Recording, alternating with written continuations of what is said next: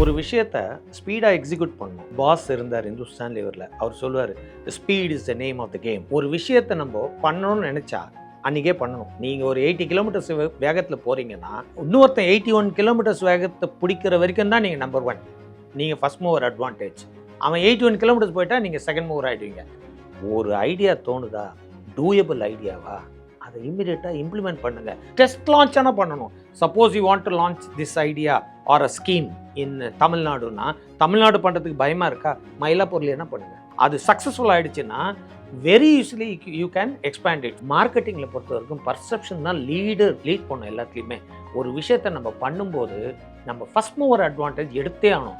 அதுக்கு என்ன பண்ணணும், ஒரு விஷயத்தை ஸ்பீடாக பண்ணணும். ஒரு 10 பேர் வேலைக்கு எடுக்கணும் அப்படின்னு நம்ம டிசைட் பண்ணுறோன்னா 10 பேர் எடுத்துடணும். எடுக்காமல் ஒரு வாரம் கழிச்சு பார்க்கலாமான்னா காம்படிட்டர் 20 பேர் எடுத்து வச்சுருக்கான். ஃப்ரண்ட் லைன் ஜாப் வந்து இன்றைக்கி கிடைக்கவே மாட்டேங்குது எங்கேயுமே.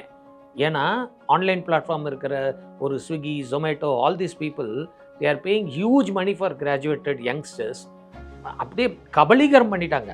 இன்றைக்கி இது மாதிரி கம்பெனிஸ்க்கு ஃப்ரண்ட் லைனுக்கு ஆளே இல்லை, எக்ஸிக்யூட்டிவ்ஸ்க்கு ஆளே இல்லை. ஒரு 10 பேர் எடுக்கணும்னா எடுக்கணும்னு டிசைட் பண்ணி முடித்தா அன்றைக்கே எடுத்துடணும்.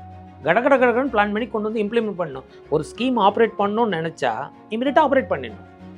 ஆர் ஒரு ப்ரைஸை குறைக்கணும்னு நினச்சா இமீடியட்டாக பண்ணிடணும்.